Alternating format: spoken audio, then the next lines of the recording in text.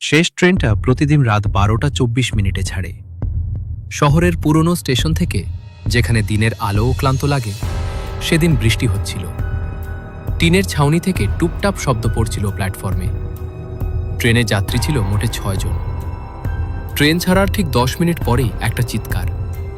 Coach নম্বর 3-এ টয়লেটের দরজা ভেতর থেকে বন্ধ, আর ভেতরে পড়ে আছে এক লোকের নিথর দেহ। নাম শুভম দত্ত, একজন রিয়েল এস্টেট এজেন্ট, গলায় দাগ। কিন্তু আশ্চর্যের ব্যাপার, কোনো অস্ত্র নেই। ট্রেন থামানো হলো মাঝপথের ছোট স্টেশনে। রাতের মধ্যে তদন্ত শুরু করলেন এসআই অনির্বাণ মুখার্জি। তিনি 6 জন যাত্রীকে এক লাইনে দাঁড় করালেন। 1 মাধুরী দেবী, সাদা শাড়ি, হাতে তুলসীর মালা। 2 রুদ্র, হুডি পরা, চোখে ক্লান্তি।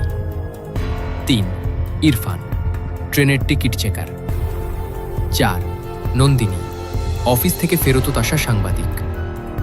5 শৈবাল বাবু, অবসরপ্রাপ্ত রেলকর্মী। 6 আর একজন, যার নাম কেউ মনে করতে পারছে না। অনির্বাণ লক্ষ্য করলেন টয়লেট ভেতর থেকে বন্ধ, জানালা খোলা নয়।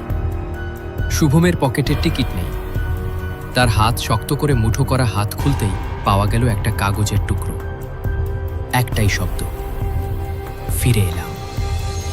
সবাই বলল তারা কাউকেই টয়লেটে ঢুকতে দেখেনি, কিন্তু অনির্বাণ জানতেন ট্রেনে কেউ না কেউ সব সময় নজর এড়িয়ে যায়। হঠাৎ তিনি প্রশ্ন করলেন, এই কোচে ঠিক কতজন যাত্রী উঠেছিলেন? চুপচাপ নীরবতা। শেষে শৈবালবাবু বললেন, স্যার, 6 জনই তো। অনির্বাণ ধীরে মাথা নাড়লেন।